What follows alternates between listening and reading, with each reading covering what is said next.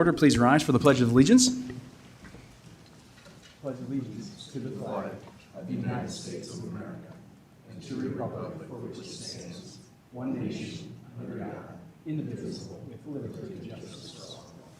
Please join me for a moment of silence.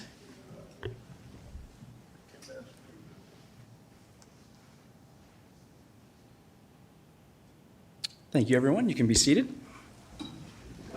On the phone with us tonight, we have Supervisor Ung, and so he'll be joining us via the phone. With that, first item on the agenda is the approval of the agenda, and I will move that. Second. All right, motion by Bittinger, second by Nelson. All in favor, say aye. Aye. Aye. All opposed, say nay. Motion passes 5-0. Up next is the consent agenda. Items 2 through 6 constitute a consent agenda of routine action items. These items are to be considered by one motion. Items pass unanimously unless a separate vote is requested by a board member. Item 2 is approval of the minutes of the December 16th, 2025 meeting. Item 3 is approval of the claims. Item 4 from Veteran Affairs, Lonnie Coleman. Approval appointment of Valerie Rose to the Veteran Affairs Commission. Number 5, from Human Resources, Melissa Thomas, is the approval of the Memorandum of Personnel Transactions. Item 6, from Secondary Roads, Laura Severs, it's the approval of utility permit for placement of new gas service line in county right-of-way for Mid-America Energy Company. And with that, that's the end of the consent agenda, and I will move that. Second. All right, motion by Bittinger, second by Nelson. Any discussion, changes? Hearing none, all in favor say aye. Aye. Aye. All opposed say nay. Motion passes 5-0. On to item number 7, from Board of Supervisors, Mark Nelson and Matthew Young. Approval to close Woodbury County government Friday, December 26th, and provide 1 day of PTO to employees who must work to be used in fiscal year 26. And with that, I'll turn it over to Mark. Thank you, Chairman. So with Christmas landing on a Thursday this year, we have one work day between the weekend.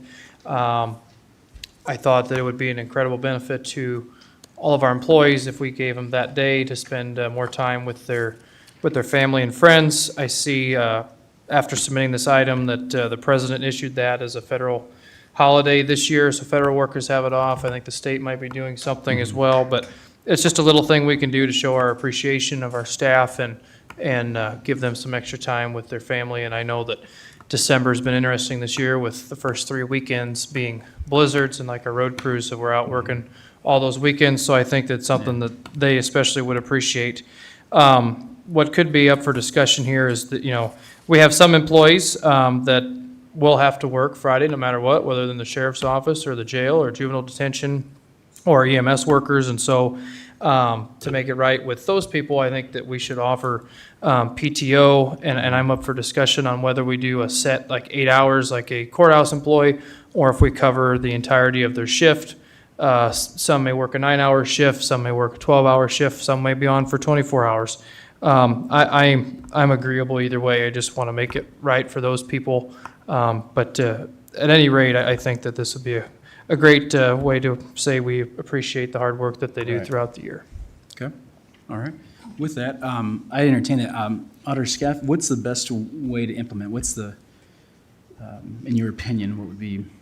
So, we've had a lot of talk since we saw this on the agenda Friday. Not that my thoughts matter, but I would be in support of this. I already have determined to close my offices. Sure. Just for allowing them to use vacation, and I'm sure they'd be very appreciative to be able to take this time off without having to use their accruals. So as far as the payroll part of it goes, what we would need is a list of the names and the hours for all individuals, the people that worked that day and others. And I'd propose that we get that list from HR based on, what they have for personal days and so forth. Mm-hmm. As far as how you split the 24-hour shift and how you determine, what hours of the day that you'd give them time, that's going to be something that I believe probably needs a little bit more definition. Right. So since it's such a short turnaround to get this entered, I would propose that we create, we create a new time off called PTO. And so we would need that list of the hours of each individual that receives that time as soon as possible, because we have basically, I think 9 days that we can Right. create this to use. And then there's a question, is this a time off that needs to be approved by the supervisor in order to set this up? And the people that are going to get an allotted amount of time, possibly 8, 8.5, 9, 12, 24, depending on that individual and what they work. So does that approval process need to be there for the time for the employees that are currently working that day, and they're going to be allowed to take time off down the road? Or do we want that just to be approved based on that employee putting it in there for the time off? Mr. Chair. Yes, go ahead, Matthew. In speaking about this item with Supervisor Nelson, one of the things I thought and hoped would be helpful is to treat this like as I wrote, a pre-planned snow day. However, whatever process we follow for like a weather closure, if we would to follow that, I don't know how that impacts different shifts, but just trying to keep as consistent as possible with Sure. current processes. If we don't need to create a new category, that'd be great. But there obviously has to be a process we follow if there was to be a snow day on the 26th. Okay. If we have a. And also, I've spoken to the courts on this, and they've shifted their cases to accommodate this. And actually, it's been helpful because of staying and that lone weekday or the weekend situation that we've already talked about. So. Okay. Thank you, Matthew. We thought about just allowing how we're going to implement it. And like the snow days, we know the amount of hours, we know what the county does to close it, and they basically we have a code that's, I don't remember exactly what it's called, but something like snow days. Okay. The problem with that is we don't know the people that didn't take it and how many hours that they need to take it in the future for the people who are working. So if we create a code with a number of units they're authorized to receive off, and then they take the time off, it'll deduct the time off of the individuals. They'll just have a block of time. And then in the future, individuals can ask for that time off, and they'd have the allotted hours, so we don't have to keep track of it on a spreadsheet or something differently for those people who are working. And so the other thing is, will those individuals who don't work that day be required to take the whole amount at one time? And this is all technical things about the setup, but we need that information, kind of more clarity so that we can set it up. I'm assuming it's eligible for IPERS, but I have my deputy checking on that to make sure that the way that this is happening, I would assume because it's their base pay amounts, but we're just going to make sure that we confirm that and have it all in writing that we're doing it correctly. But it's definitely doable. The only thing that we in payroll do not have is the names and the hours, our part-time people Right. going to get it. If they weren't going to work like courthouse security, are they going to get it if they're not working? So there's just a lot of kind of more detail that we need to work out. Okay. Yeah. Tina. Good evening. I think we've all had a lot of conversations about this internally. Like Michelle, I had already determined to close my office as well. It was something we started addressing back in August. At the time, it was to take benefit hours, so I think that, my staff would be very, very appreciative of not having to use benefit hours. We have all hands on deck days that we don't get to take extra time off around the holidays, so this is a really good time for them to use it.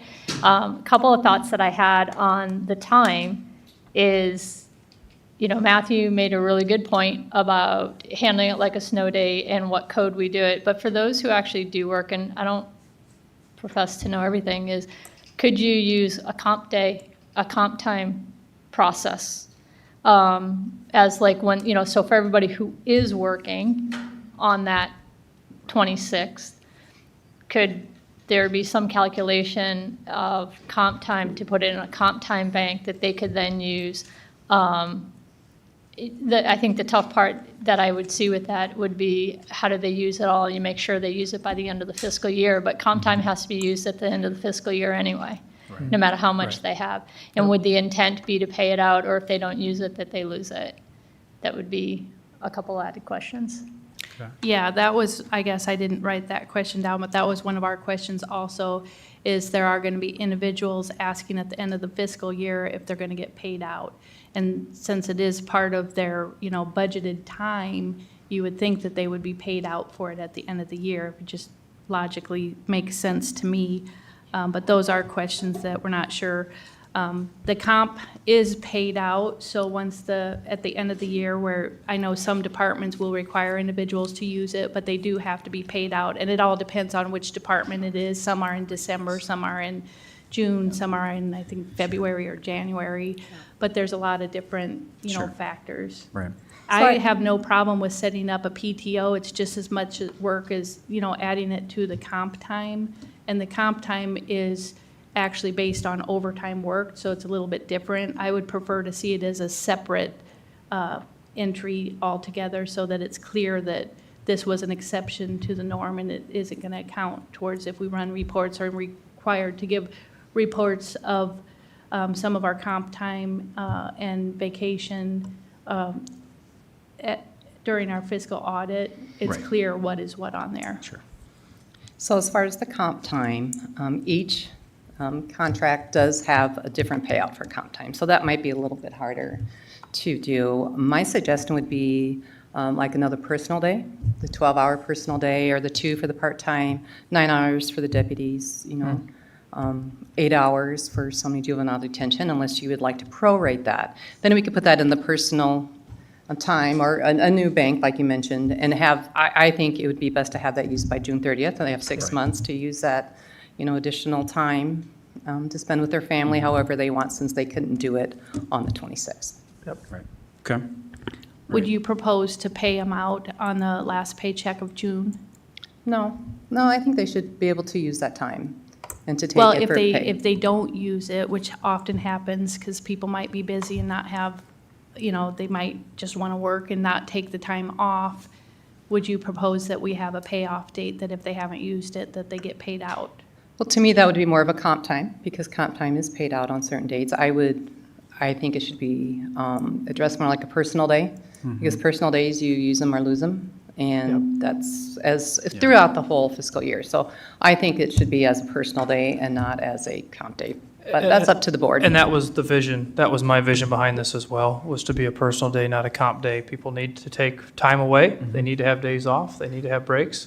And so that, I would not be supportive of comp, I would want it to be a personal day. Okay. Yeah, I'd be supportive of that. Yeah, more of a I person. would agree. Yeah.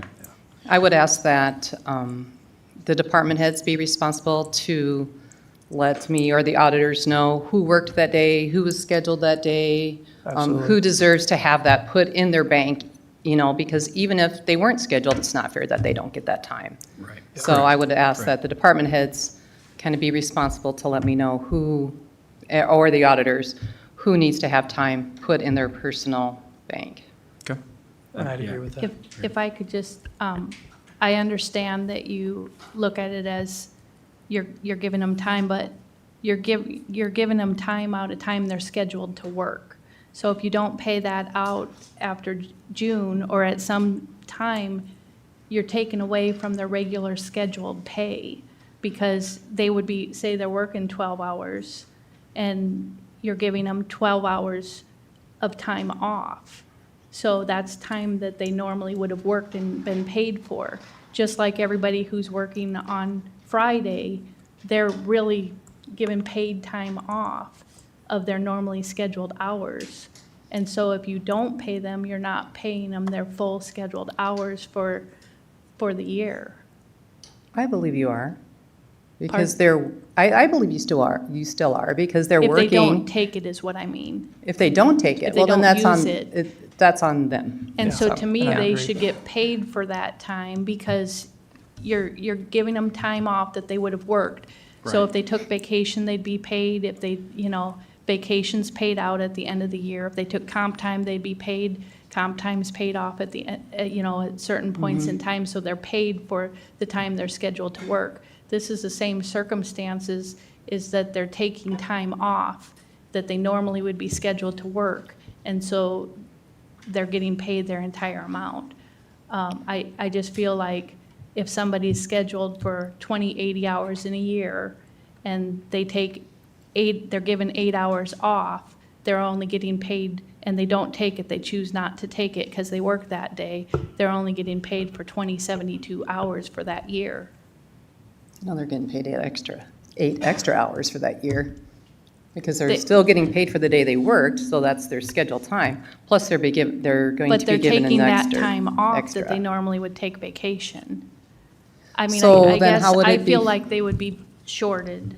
I totally understand. How would it be fair to somebody else that is just getting paid because they were scheduled, and I personally couldn't get it paid out? Yeah. Or somebody in my office couldn't get it paid out because our office will not be open, so they will get paid for that day, which is great, thank you so much. But then they won't be able to get the cash in hand for not taking it. Agreed. So, Okay. Right. Well, I think we would want to encourage all of our elected officials and department heads to, and our employees to work with your supervisor to plan a day so Yeah, that it does not absolutely. go unused. And I hear your concerns, Michelle, but I do agree. I think we want it to be a personal day. I think that was the spirit Yep, of the agenda item from you and Matthew, Mark. absolutely. So let me do this. I'll move it. Of course, I think that's an easy to move this, but I'll move that approval to close the Woodbury County government on Friday, December 26th, and I'll say this, and provide employees that must work or are not scheduled to work will be compensated by adding one personal day to their accrual bank to be used by June 30th, Of 2026. 2026, yeah, June 30th. Yep, I agree. Second, So I'll say that again, yeah. Just approval to close the Woodbury County government Friday, December 26th, and provide employees that must work or are not scheduled to work will be compensated by adding one personal day to their accrual bank to be used by June 30th, 2026. Does that sound good to the board? Is that clear enough? Sounds good.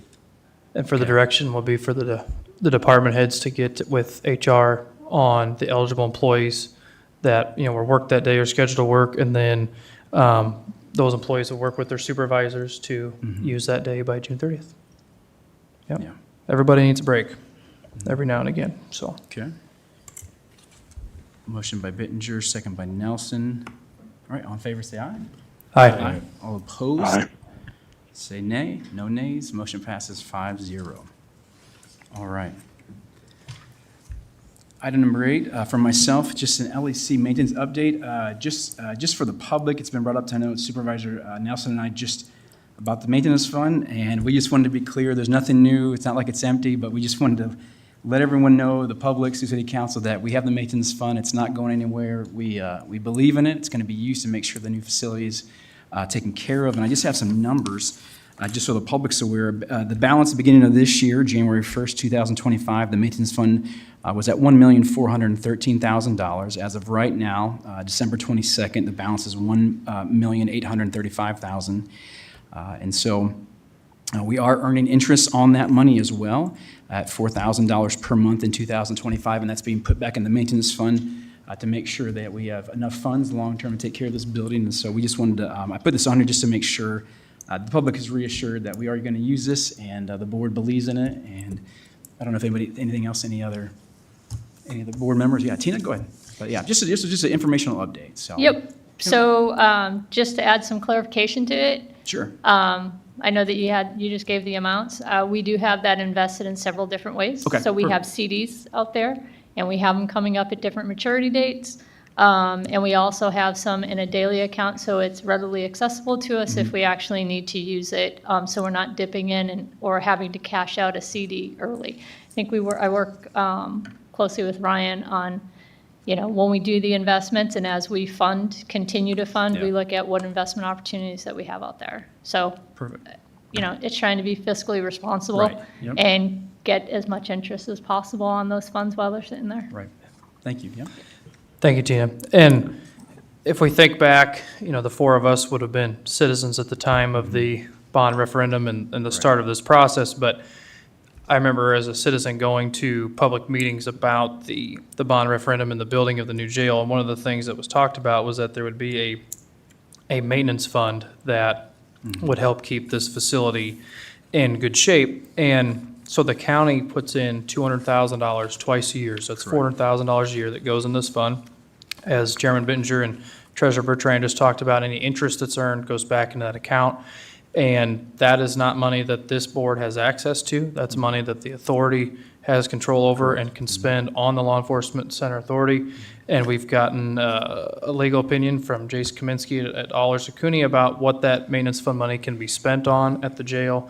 And we've gotten an opinion on, for the Board of Supervisors, what can happen with that fund as far as if we try to not fund the $400,000 a year, or if we were to try to take that money and, what would happen is that was what was sold to the bondholders. And so it would, we could remove it, but it would actually be a downgrading of our credit rating, which would mean higher interest rates on anything that we borrow. So it would be a direct deterrent and Adverse you know, effect. adverse effect to the taxpayers on any money that we borrow. So, but I would say if there's any silver lining to this delay, is that the money has kept accruing in this account while we weren't in the building using it. So actually, the maintenance fund, as far as dollars and time spent in the jail, is actually ahead of schedule, which is a good thing because this building has a lot of expensive equipment in it, and that all of it has a useful life, and at some point, we're going to have to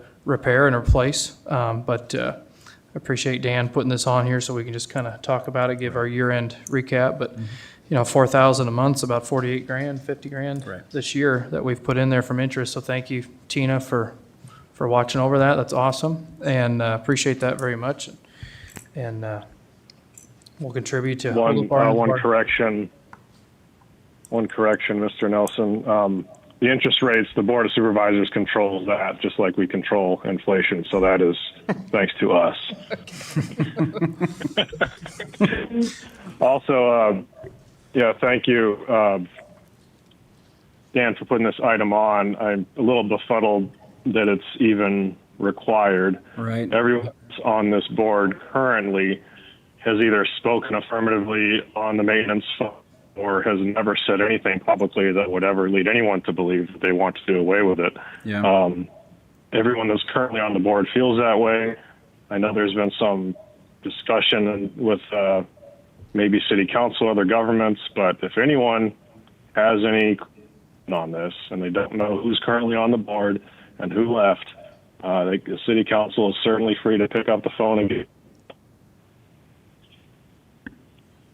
Yep. I think we lost you there, Matthew. You still there?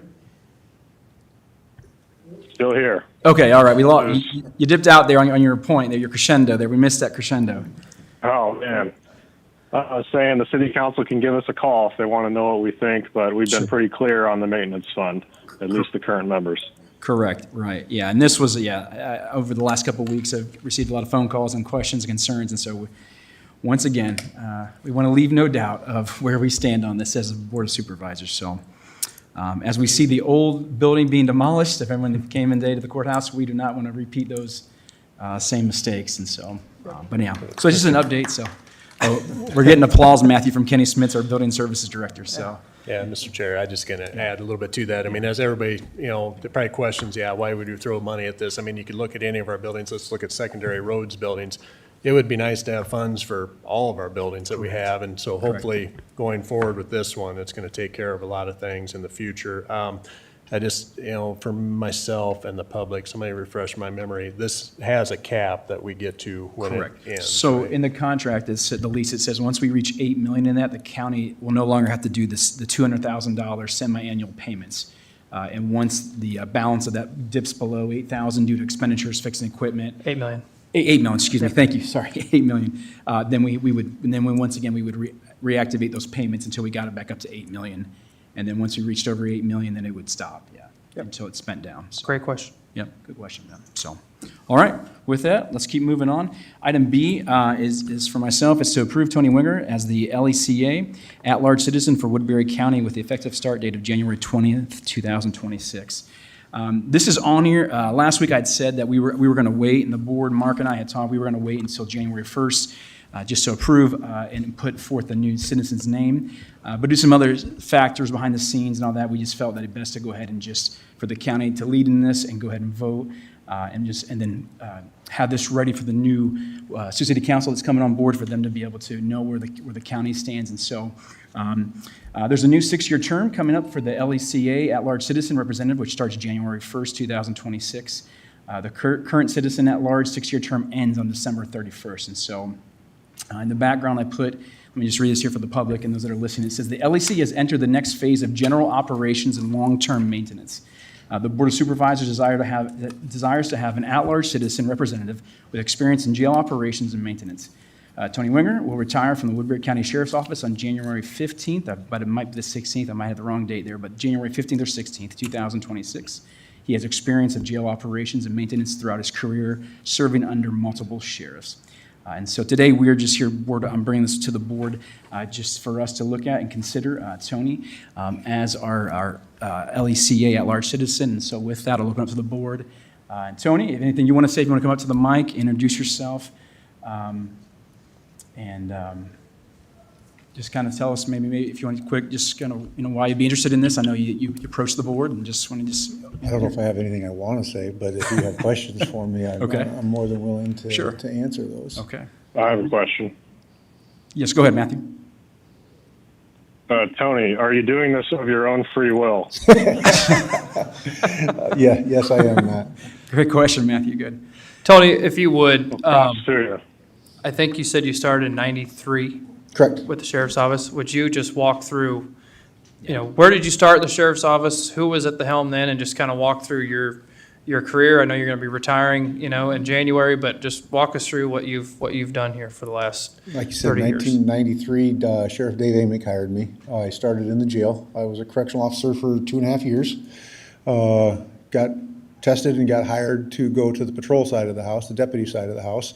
In 95, I was hired to do that. I went to the academy and did the next 30-some years as a deputy. When Dave Drew was elected sheriff, I should back up. I was part of the drug task force. I was on the SWAT team. I was a K-9 officer.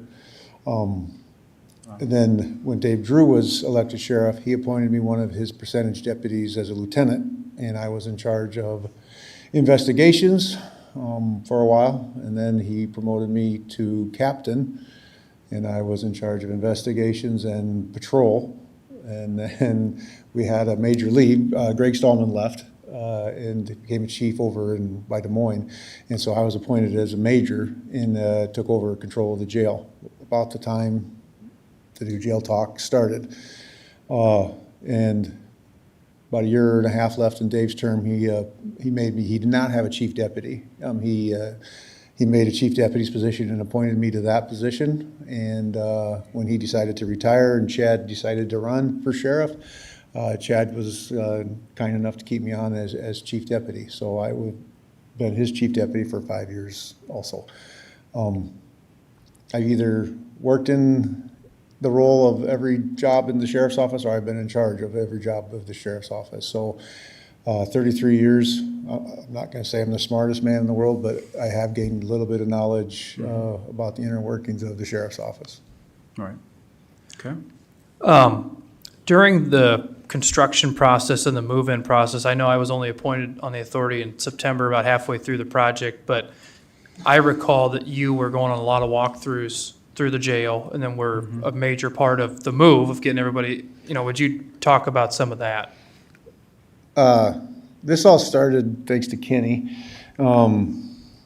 He called myself and Sheriff Drew up to his office one day, and on the way up to his office, I jokingly told Sheriff Drew, I said, they're going to build us a new jail. No idea what was going on. And walked into the meeting, and lo and behold, it finally reached a point that we were throwing the bathwater out with the baby because we were going to spend too much money to keep the old place open. So we started planning on the new jail. So from day one, I've been in meetings, the new jail. I remember meeting with the city, trying to find out, hey, we have an idea to knock our bond down from 60% approval to 50% approval if we have a joint venture. The city approved that. We came up with the plot of land in that meeting. I had thrown out a couple options that I liked that the city owned, And Mayor Bob Scott said, well, we have this land right here, and that's how this land was chosen. But then my life has been the new jail until the day we moved in. And then it was sort of like, okay, I got us in here. Other people are going to step up, and they have. So it's fair to say you're adequately acquainted with the jail and the process, the building? Yeah, I don't need a map to get around that place. Sure. I can get around that place pretty easily. Okay, all right. In Dan's backup here, he says that the next phase of general operations and long-term maintenance.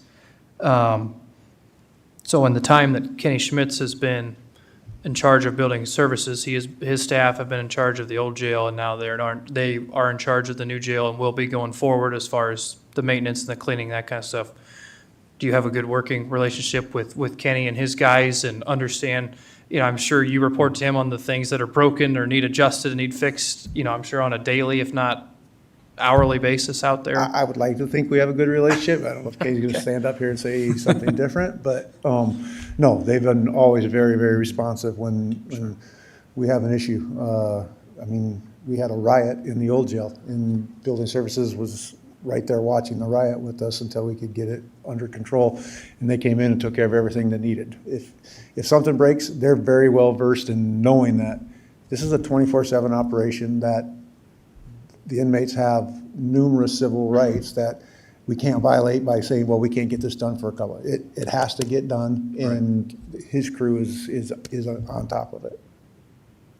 Okay, all right. Any other question? Or you? I have a few that are kind of just, if David can have some that they want to ask. I guess I, for one, would just look forward to having you on board since Matthew got me thrown on to the LECA as well. So. I just have one simple question, sorry. No, you're good. What moment in your career best defines why you chose to serve so long? What moment in my career? Yeah, is there a defining moment in your career? I would say that I knew when I was 12 years old I wanted to be a cop. I come from a family of law enforcement. I have many uncles that were in law enforcement. And as every young law enforcement officer, you get into it and you're chasing the adrenaline. The high risk, the high stress, all that. And as you get older and mature, I've really learned that I like helping people. That if they have a problem, and who would they call? I mean, it may be a criminal problem, it may be a family problem. Sure. Just, I like helping people. Sure. Okay. All right. My two simple questions for you is, this is a volunteer, Woodbury County citizen role. In your retirement, you don't have any plans to buy a ranch in Montana, and we don't find out till after the fact that you're living out there full time. And I do have a lottery ticket. Okay. I'm going to tell you that right now. But no, my long-term plans is to enjoy my grandchildren and go fishing as much as I can. Okay, and then the meetings may be monthly, for sure twice a year. The LEC has to meet to pay the bond payment, once in the spring, once in the fall. Are you planning to do any overwintering in Arizona for 4 or 5? Okay, No, nothing like that? My wife is still working, and she has to work for a few more years yet, so I'm here. And you're aware of what the pay scale is? For Yes, the job? I am very, very much aware of that. 0? Okay. I have no more questions. I do want to say, if you win the lottery, we will rename the LEC in your honor. Any donations, we will, definitely. It's a joke for the public, all right? It's a joke right now. Yeah. All right, I've got no questions. Matthew, any further questions from you? Tony, is there anything you would like to say you would focus on? I mean, you have such experience and depth with the sheriff's office. We've talked a lot about your history, but going forward, there's still going to be challenges for the LEC authority and obviously litigation potentially. And so how do you see yourself contributing, and how do you see that working out? Is there anything you're going to focus on? I would focus on what's needed for our employees, like the jail staff and the sheriff's office staff, to do their job safely. I know that there's wants and there's needs, and I am from a belief that if it affects safety, then it's a need. And I will tell you that we've knocked it out of the park with the new place so far, that I think staff is really starting to grow into the new space and become more and more comfortable with it and like it more and more. But no, Matt, I would say that I just want to make sure if the authority can do something to make this run better, more efficient, then I think that's what the authority's job should be, to make that happen. Right. That's good. Okay. All right. All right. Sounds good. All right. Any further questions? Hearing none? Do you want to allow any members of the public if they have any questions too, I guess? I don't know if any of them do, but, or if Chad looks like he maybe wants Chad, to did say you wanna something. or- If he objects, I'm leaving. I would only say that Tony's a very humble person, so he's not going to toot his own horn, but there's nobody on the face of the earth that has been more involved in the process, other than maybe Kenny, from day one than Tony has been. And when the rubber really started meeting the road, when I had taken over as sheriff, throughout the transition with Sheriff Drew, there was no doubt that the person with the most institutional knowledge from day one was Tony Wingert. And so he basically was my eyes, my ears, my everything for the sheriff's office. Tony was a representative for the sheriff's office. And I had absolutely zero reservations about just handing the reins over to Tony. I knew that the sheriff's office, the county, the taxpayers, our staff were in great hands. And so at this point in the juncture, with the transition from the build to operations, this is the perfect fit. I mean, there's nobody literally in the world that has more knowledge about the operations of this building than Tony Wingert does. And nobody's heart is going to be in it more than Tony's will be, as he kind of alluded to make sure that the operations of the facility are in the best interest of the staff, the inmates, and the taxpayers. So I just want to make sure that the public understands very clearly that he's been involved from day one. He's, he moved into the LEC almost a year before we actually moved in. As soon as it was, you got the permit to occupy, Kenny, I don't even know when it was, but months, 6 months at least, he moved his offices into the new LEC so that he could oversee the training and oversee day-to-day building stuff. And so I couldn't think of anybody that's more capable and more knowledgeable to take on this role. And believe me, I know from being in closed door meetings, if there's something that he disagrees with, he'll let all of us know. Good. Okay? Yep. So I just wanted to make sure that everybody understands that. The public understands. The council, I know, is watching. There's nobody more capable of taking on this role. All right. Thank you, Chad. Yep. All right. With that, I will move to approve Tony Wingert as the LECA at-large citizen for Woodbury County with the effective start date of January 20th, 2026. Second. Motion by Bittinger, second by Nelson. All in favor, say aye. Aye. Aye. All opposed, say nay. Motion passes 5-0.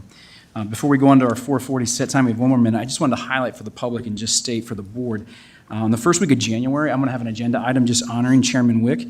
I believe you give honor where honor's due, and when any citizen that wants to step into a volunteer role and spend thousands of hours, I believe we should honor those that work hard for our community. And so anyhow, I just want to state that publicly for the council to know and also for our board to know. I'll have an agenda item just saying thank you and just take a moment to honor our citizens, especially Ron Wick, just for putting in the hours and working with us during the building phase. And so just wanted to state that. All right, with that leads on to item number 9. It is 4:40, our time for our set time. Item A is to conduct a third and final public hearing on the zoning ordinance map amendment rezone from agricultural preservation zoning district to the agricultural states zoning district on parcel ending in 0011 for Doug Skinner Holdings LLC. And with that, Daniel, I'll ask you to come up to the mic. Any updates, changes before we open up the public hearing here? Anything? Yeah, just a brief overview of the location. This is at 252nd Street. The address is 2374. It's a 36 and a half acre parcel, and this particular agenda item is focused on whether it should be rezoned from the agricultural preservation to the agricultural estates. This is being done concurrently with a proposed minor subdivision, which is why tonight is different than the last 3 weeks, because the actual discussion of the subdivision lots themselves will be there on item D and forward from that. And again, this particular parcel that's looking at being rezoned does kind of cover 3 quarter sections as a whole. And I don't have any additional information as far as comments at this point has been received. So. Okay, perfect. Thanks, Daniel. All right, with that, we'll open up the public hearing. If you want to speak for or against this, please come to the microphone and just state your name only if you want to speak. But we are officially opening the public hearing. And Mr. Chair, just so it's known, I'm going to abstain from voting on any items on agenda item 9 for conflict. Okay. All right. All right. I'll say thank you for all the citizens that have emailed us, the board, for all your input. So we have received all those and read those. But yeah, anybody want to come to the mic? If not, we'll close it. Okay. I'm going to make an attempt, Doug Skinner, Sure. applicant, I'm going to make an attempt to turn down the rhetoric a little bit from the last couple of meetings, last one, which I was not at. First thing I want to do is back up one agenda item. In addition to his exemplary law enforcement career, Tony was a hell of a high school baseball player. I played with him. So Okay. he was very good. So if that helps, feel good about that. Second, I guess I want to, for lack of a better word, apologize a little bit. This is our fourth meeting, my fourth meeting on this topic. And, you know, landowner rights, property rights, I take it very personal. Have a tendency to get animated about it, and if I offended anybody, if I overstepped my bounds, I apologize to any neighbors, citizens, board members. That was not the intent. Right. Okay, so we're all here to do the right thing. So that's the first thing. Second, I want to make sure that the board looks at this purely from a legal and an ordinance and a zoning standpoint. You know, from a property rights standpoint, I understand completely why some of these people have come up and spoke. I mean, they're trying to protect their property rights, right? What they envision as their property rights. I'm doing the same thing here. It's really not for the board to decide whose rights are more important than other people's rights. That's what the code does, right? The code has made an attempt to codify neighboring property owners' rights. So I would ask the board to look at, are we in bounds in terms of permitted use? Is residential construction, residential houses, a permitted use on those lots, right? Is there precedent for converting from AP to AE in the area, which we've already acknowledged there is? So I would just like the board to look at it purely from the legal standpoint, not the emotional standpoint of what we've been hearing for the last couple of weeks. So that's really all I have to say. Okay. All right. Thank you, Mr. Skinner. All right. Anybody else? We don't want to belabor the moment, but if there's anybody else, if not, okay. All right.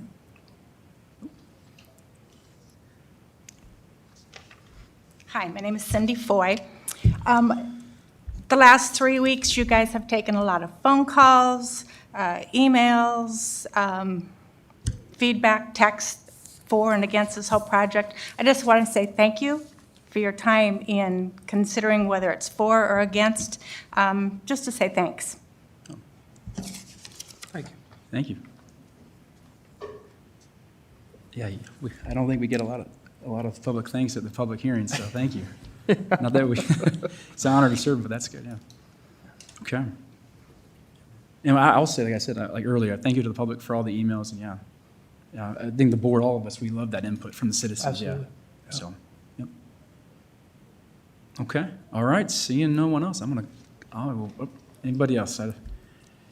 Last call, right? Yeah, last call, here we go. Hi, my name is Gary McMillan, and I live right across the road from where they want to do the change. And it really does affect us a lot, you know. It's totally different than I mean, you want to stick 3 more houses in 15 acres. I just don't think that's the place for it, you know. It affects us all around, you know. There's a lot of ag out there. There's people run cows out there. Now they got to all of a sudden have to worry about how they spray their pastures and stuff like that. And you know, we had a petition, showed how many people that were really felt against this, and everybody in the 1,000 feet, every one of them said, no, we don't want it, you know, and I think that says a lot. Yeah. Thank you. Thank you, Gary. Thank you. Okay. All right. All right, seeing no one else, I'm going to go ahead and move to close the public hearing. Second. All right, motion by Bittinger, second by Nelson. All in favor, say aye. Aye. Aye. All opposed, say nay. Motion passes 5-0. All right, that leads us to item B, which is to approve the third and final reading of the said zoning ordinance, map amendment from APDAE on parcel ending in 0011 for Doug Skinner Holdings LLC, and I will move that. Yeah, we should be clear for people watching that this is just approving the reading, that we're Reading, not approving correct. the rezone. So Thank you, yeah, thank you, I would Supervisor second that. Nelson. Okay, motion by Bittinger, second by Nelson. All in favor, say aye. Aye. Aye. Aye. All opposed, say nay. Motion passes 5-0. Item Mr. Chair, Yes. correction, you have one abstain. Oh, I'm sorry. Thank you. Thank you, Otter Scout. I apologize. I did it last Typically, week right, too. Right, yeah. so sorry. Motion passes 4-1 with one abstention. So, all right. Thank you for that correction. I want to be accurate in that. Item C is to approve the said zoning ordinance. 4-1, who voted against, Mr. Oh, I'm Chair? sorry. 4-0, excuse me. Thank you, Matthew. 4-0 and just one abstention. Thank you. I said that incorrectly.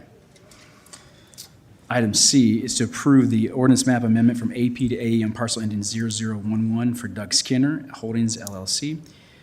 If determined, also approve the conditional of restricting development to no more than 3 additional single-family dwelling units within the said area to be rezoned and/or subdivided. So with that, we will open up for any discussion from the board on that. This has been a good discussion, and I'll just speak for myself.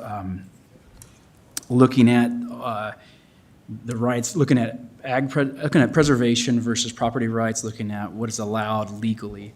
I do think the board has, it's a thin line for us to walk, but for myself, looking at everything, appreciating the feedback from all of our citizens and everything like that, I'm looking at from very much what is allowed by the zoning in the legal aspect. And for me, I think going forward with this, but with the restriction of no more than 3 single-family dwelling units, I would be okay with that. The reason being is looking at the law right now, that land could be sold and divided very quickly, the rest of the remaining areas around that. And by the current AP zoning, multiple houses could be there. Now, that's a what if. That's what if.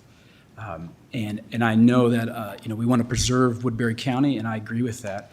I think our board takes very seriously preserving the land. I think our planning and zoning has done that.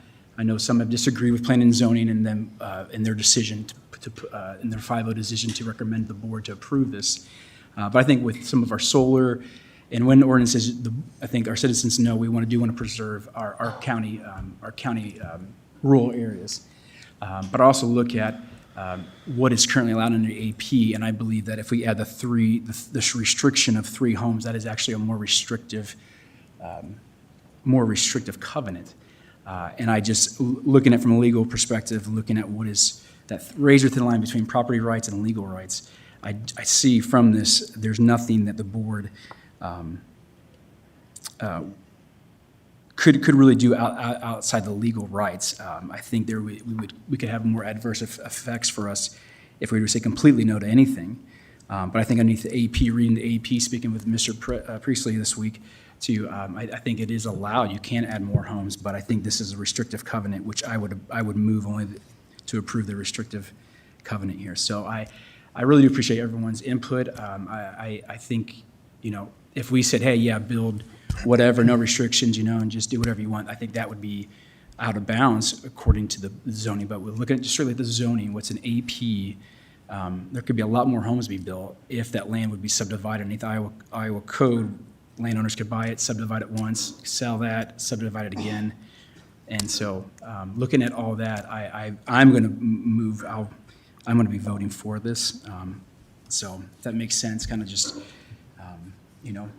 I don't want to go too far from the weeds, just down every what-if theories or every little theory of pushback, but I think we've had good feedback, and I'm just looking at it from a legal zoning perspective. I don't see a reason that this can't go forward to the board, so that's my opinion. So my comments regarding the rezone, zoning is a tough line to walk, and Dan kind of alluded to that because you have property rights, but we also try to keep the most, people the most happy with what's Right. going on around them, because you can't upset the apple cart.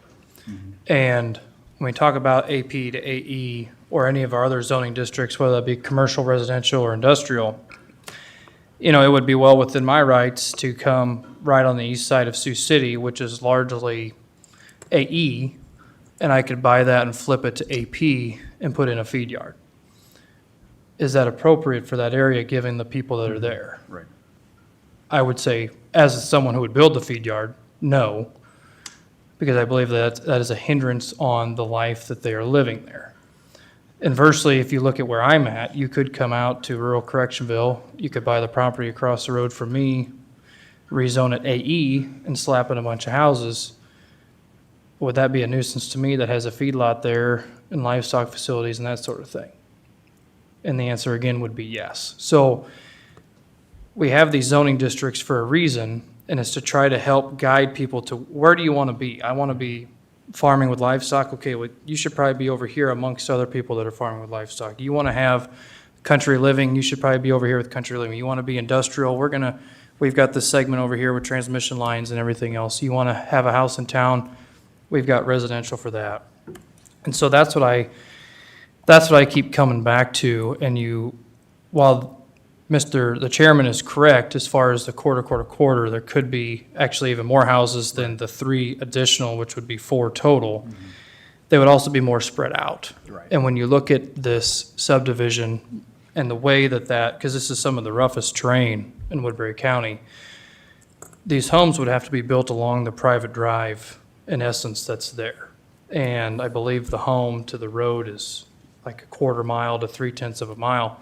So if you build 3 more homes in there, you're gonna have 4 homes within roughly a quarter mile, which would be equivalent to about 2 homes in a city block. You could go to some towns, and that's about roughly what they have in a city block, maybe 3 or 4. So that's a pretty intense density in an extremely rural area. And I said in the first meeting that in my opinion, there's country living and there's rural living. And I think that this kind of a subdivision outside of Sioux City or outside of Mobile or outside of Sergeant Bluff would be extremely appropriate, given the proximity that they have to a populated center. But when you're 20 minutes away from really any sizable community, and you've got cows grazing, I know, I looked at the plat map, I see the names, I know that they've got cattle. You've got lots of agriculture out there, and you've got rural living, as we've heard from some of the residents who bought large tracts of land to give themselves space. And so that's what I think about is this creating a menace? Are we skewing the lines, so to speak, when we do things like this? And I understand that AE is in the general area, so it's not like it's necessarily like a spot zone or anything to that regard. Right. I just look at what is going on in this area and what does a rezone signal? And I think that's what's very important here too. If I have AE or AP along Highway 20 and I come in front of this body saying I want to zone this commercial, and the board says, well, what's your, are you going to build office buildings? Are you going to build a factory? What is your intent? And I say, no, I just want it commercial. I think we have a duty to not do that, because when you rezone something, you are in essence saying, this is what's coming. Houses are coming. Commercial businesses are coming. Industrial complexes are coming. And that's not really what we've heard, in that, we know that there's one home that's there currently that wants to be sold off. We know that there's lots that want to be subdivided so that the next homeowner can purchase some of those to expand their domain there, rightfully so. And so I have no problem with the subdivision at all. But I think that the density and being where it is, I think makes this really tough, and really no plan to try to develop it. You put those 3 things together, to me, it doesn't make sense to rezone. So on this particular item, I'm going to be a no.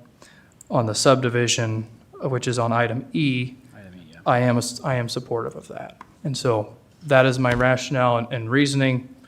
I'm not, ask my wife, I'm not right all the time. But that's how I see it and how I would envision if you know, I try to remove myself from the public to run my farm and to not be a nuisance. And so I would ask the same, that people don't pile on top of me to create that nuisance. Sure. So, thank you. That's good, yeah. Well, and two, I would say looking at the AP and AE uses, what's allowed, you know, underneath both currently AE or AP, you can have breakfast and lodging, you can have a cemetery, churches, synagogues, community centers, and looking at, let me go back to the other, animal grooming, both are allowed. You can have truck farms, dairies, crop farming, feedlots, kind of like what you were mentioning, Mark. To me, even with the rezone, and if we had this 3 covenant, this is the least restrictive, the most preservation of the land. I think the question that's been asked is, well, you know, you have to ask yourself, what is preservation? I know in the board we hear that a lot from all different people that wanted to overdevelop everything, you know, people that want to, you know, no develop. But what is preservation? I mean, if we, you know, land changes, things get divided. You know, land is allowed to be sold, developed. You know, the whole you know, theory of property rights is it's just not what you can produce on the land, but what can your land produce off of it? What can you do with the land? Can you subdivide it? Can you sell? And so for me, I'd be fine with the rezone with the restrictions only, because right now there's greater, bigger things that could be put on this land, which are allowed uses. The board could try to override that, but I think we would set ourselves up from a legal precedent to be sued. And so for me, I'm going to vote yes on that. And so, but I do want our landowners to know, I hope you know, the board, we do understand preservation, and we want to make sure, right, we don't have outward development in the sense of, you know, commercial development or, you know, we're not bringing in a data center and or Amazon data center put out, you know, in the middle of 252. And so, but, okay. All right, any other comments on that? And if not, I will, okay. All right, I will move item C. So I will move to approve the said zoning ordinance map amendment rezone from AP to AE on parcel ending in 0011. So with that, I will move it. Second. Okay, motion by Bittinger, second by Nelson. All right, all in favor, say aye. Aye. Okay, so there's one aye. All opposed, say nay. Nay. Nay. All right, so there's 3 nays, so the item number C does fail, so 3-1 with 1 abstention. Right, Dave, still okay. All right. Item number D is to receive the final report of the zoning commission's recommendation from their 11/24 meeting to approve the final plot of 252 Outlook, a minor subdivision to the Woodbury County, Iowa, with the conditions of including the corrected plat dimension 754.64 feet and a restriction limiting development to no more than 3 additional homes with proposed subdivision area. And with that, I will move that. Second. Okay. Motion by Bittinger, second by Nelson. All right, any discussion with that? All right, all in favor, say aye. Aye. Aye. Aye. All right. Any nays? 1 abstention, so that motion passes 4-0 with 1 abstention. And item E is to approve the 252 Outlook, a minor subdivision, 252 Overlook, a minor subdivision to Woodbury County, Iowa, with the condition of including a corrected plat dimension 754.64 feet. They determine also approve the condition of restricting development to no more than 3 additional single-family dwelling units within the proposed subdivision area. And with that, I will move that. Second. Okay, motion by Bittinger, second by Nelson. Any discussion on that? Okay. All right, hearing none, all in favor say aye. Aye? Aye. Aye. All right. Any nays? 0 nays and 1 abstention. So that passes 4-0 with 1 abstention. Okay. All right, thank you, board. Item number 10, report on committee meetings. Any reports on committee meetings? Let me go first. Okay, you can start down Go there. ahead. I'll pull up my list here. Just a couple things from Community Action. They had a retroactive approval of HEAP, which is Home Energy Assistance Program. and they had approved of $951,401. And also they had a CSPG, a Certified Specialist in Planning and Giving, of $3,065. That's all I have. Okay. All right. I've got a couple. Last week, Wednesday, Supervisor Dietrich and I met with our Emergency Services Director, Drew Byer, and several members of Anthon, Odo, and Smithland, either fire and EMS at the Odo Ambulance Building, to talk about the EMS coverage or lack thereof that's happening on the east side of Woodbury County.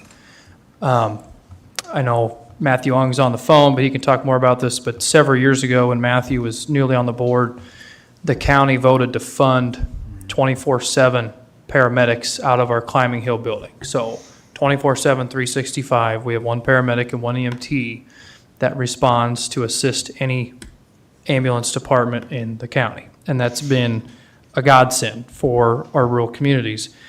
But we've still been faced with several communities just having a very hard time getting volunteers. Any of our fire and ambulance, if you're in a small town, they are all volunteers. We've got 2 communities currently that don't have an ambulance and haven't for some time, Hornick and Smithland. So Danbury and Odo cover largely those communities. But the problem is that Odo is down to 3 people. 2 of them would love to have retired years ago. Anthon is down to, I think there's maybe a half dozen or 4 there. It's also dwindling, but the problem is many of them work away from Anthon, so during the day, they're not around to respond to calls. Correctionville is largely in the same boat as well. And so what's happening is there's calls for help, and they're taking 30, 40 minutes for someone to get there.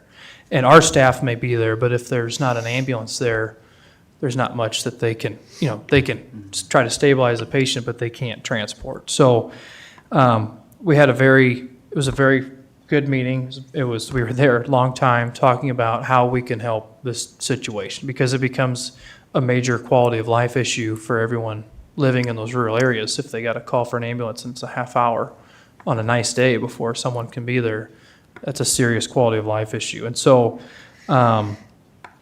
as we go through this budget process, our director, Drew Breyer, is going to bring forward a couple of proposals.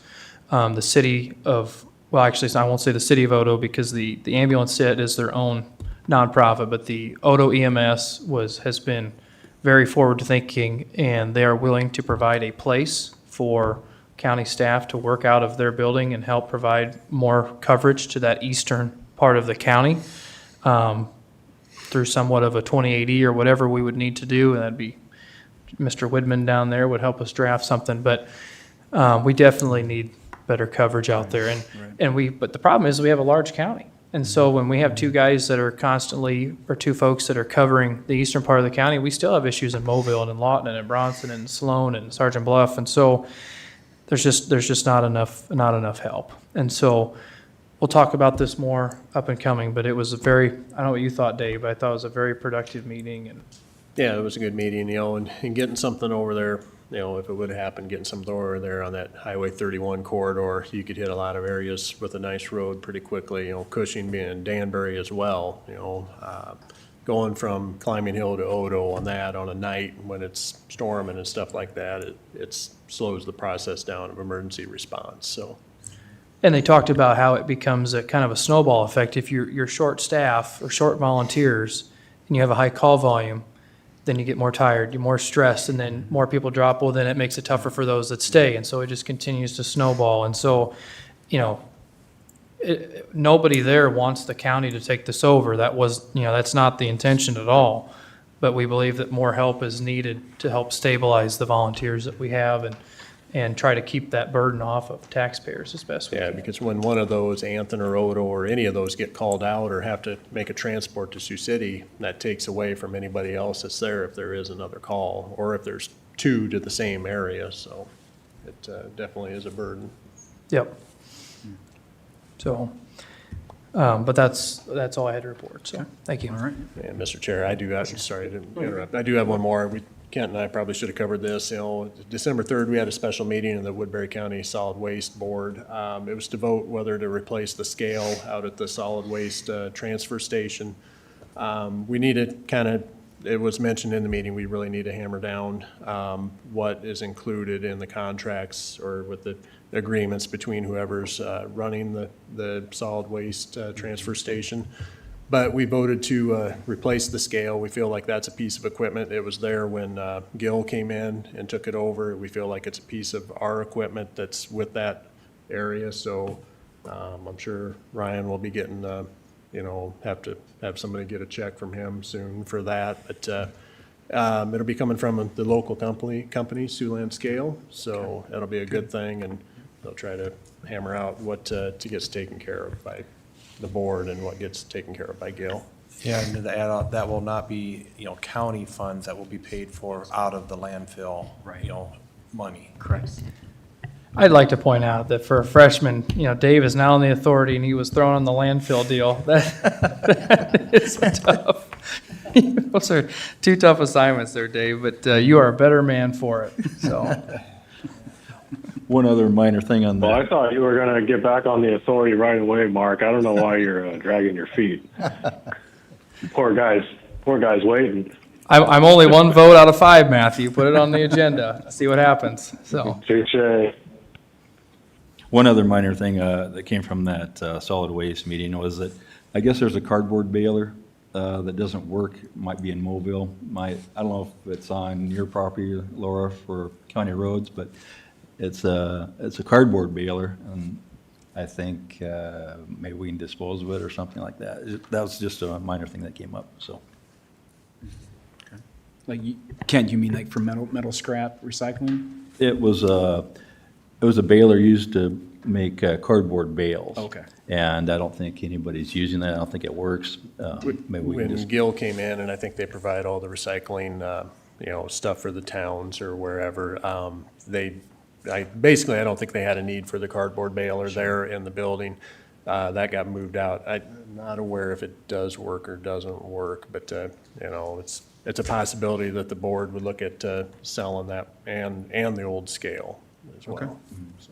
Well, then I would say, maybe work with Laura and work with Kenny and see, what's the, okay, if we can get money for it, sell it. Yep, if not using it. Okay. All right. Matthew, anything from you? Nope. Okay. All right. Moving on to number 11, citizen concerns. You can come, any citizen wants to address anything that's not already been addressed on the agenda. Daniel, I need to take off, so. Okay. Okay. All right. Thank you, Ryan. I do have one question. Sure. As far as if we talk back at the subdivision real quick. As you took the action of not approving the rezone, but went to the subdivision plat, got to thinking, I unrolled this, and typically they put on the face of the plat, proposed zoning, agricultural estates. Obviously, that was not approved. So the controlling zoning district from here out will be AP. Okay. The setback difference is a 100-foot off of the front property line.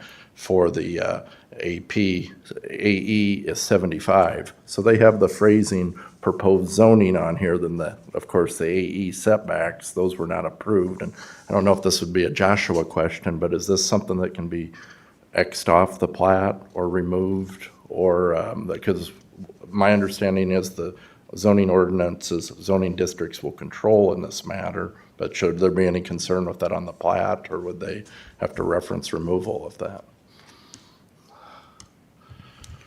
So since the zoning change was not adopted, the plat, in order to be recorded, would have to conform with the zoning district as it stands at the time that it's recorded.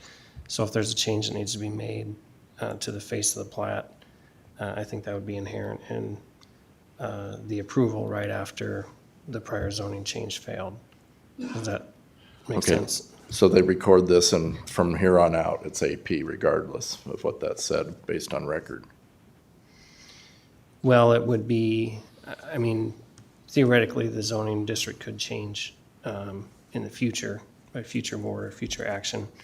But any setbacks or anything that's on the plat that would have to conform with the current That's correct. zoning district. So does that make sense? Yeah, that's my understanding of it. I just want to make that clear that that did not get approved, and that was the essence of my question.